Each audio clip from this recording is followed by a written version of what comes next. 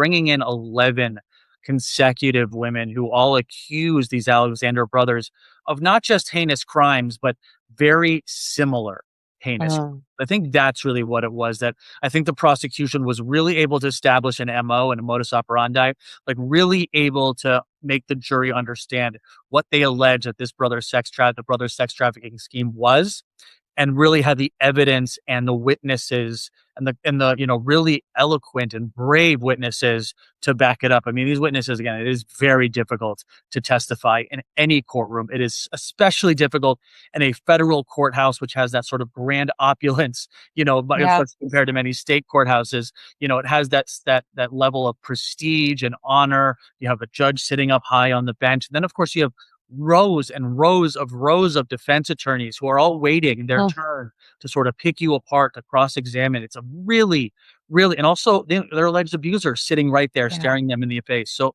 and a jury who's deciding if they believe them or not. I mean, it's a really difficult thing for a victim or a witness to do in a criminal case. So I really commend those women who were brave enough to come forward and tell their story. And I cheer this conviction for the prosecution. When we're looking at what the prosecution did here and how they argued that the brothers used their wealth, their perceived status to lure these victims, is that a common way? Is that a common dynamic in trafficking cases? Because you were chatting a little bit at the top of the show how what we think of trafficking isn't always what trafficking Right. really is.